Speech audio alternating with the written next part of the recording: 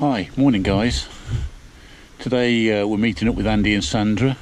Going to try and get a few shots, a few decent photos of the sunrise over Ladybower, and then we're going to ride up over Snake Pass to Glossop and get some breakfast. So it's been absolutely freezing all the way up here, in between 0 and -3. Hopefully it'll be worth the pain. We can get some decent shots. They've just gone over to the bridge over the other side there.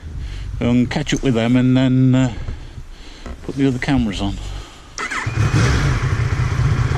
might be even getting the drone up, but there's no flying drone posters up all over here, so I'll probably get a bit mardy about it.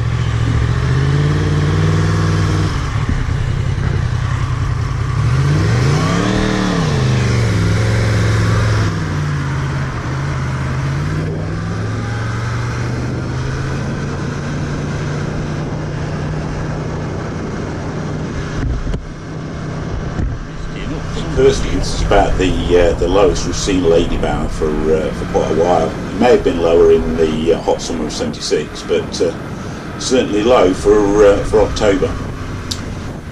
The reservoir itself was built between 1935 and 1943, and built to serve the needs of the folks of the East Midlands, of which I am one.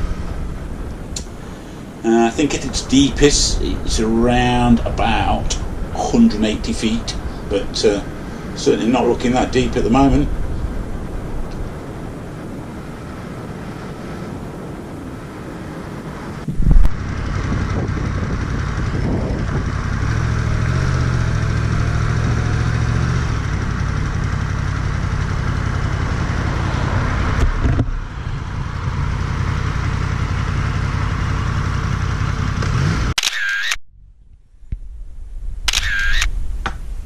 Snake Pass itself is the A57, and it was formerly the main road between Manchester and Sheffield, but I don't think the signposted that way now, because they don't want the main traffic to go up there. I mean, mainly because it's got a bit of a poor accident record, but still fun. I think a lot of people think that Snake Pass is derived from its twisting nature, which I think to a certain degree it is, but I think it's also from the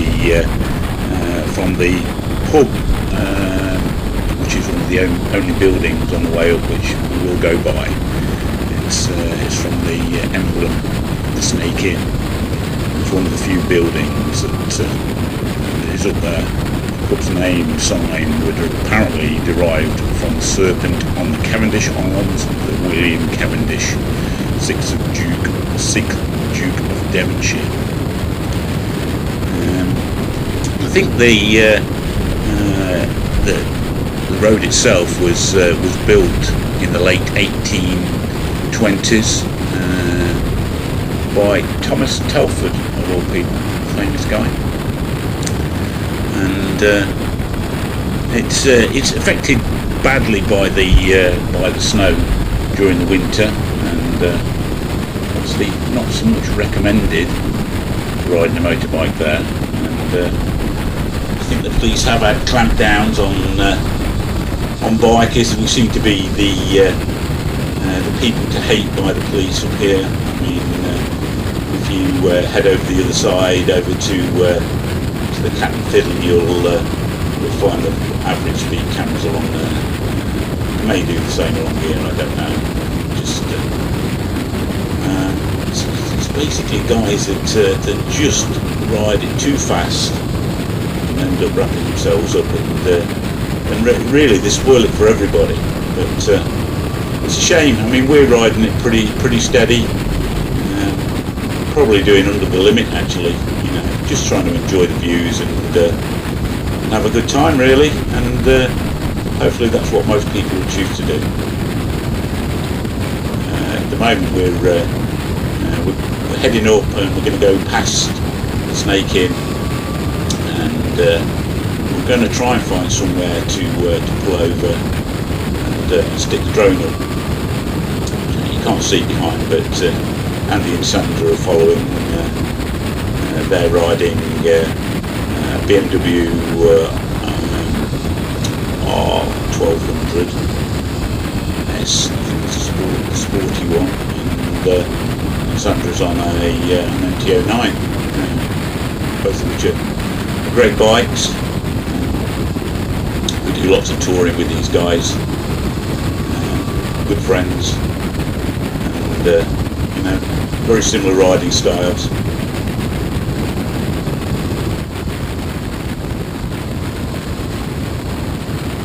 Once you get through the wooded area which we're heading up to, it sort of opens out into more moorland areas, and that's the area we're going to pull in and stick the drone up.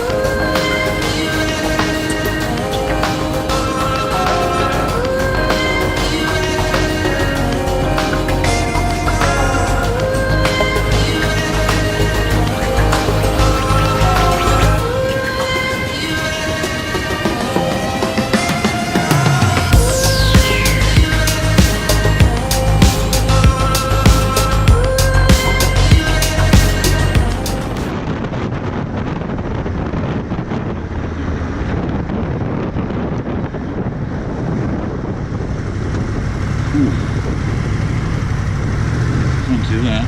grass verge maybe. Ooh, I can't see that drop. Right over there on the right.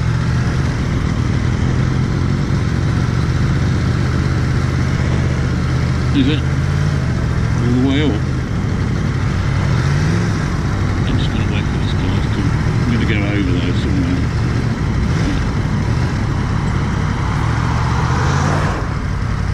It's not too bad.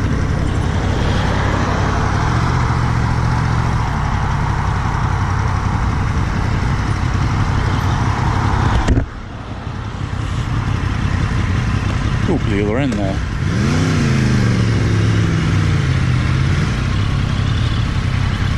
You get out there. Easy peasy.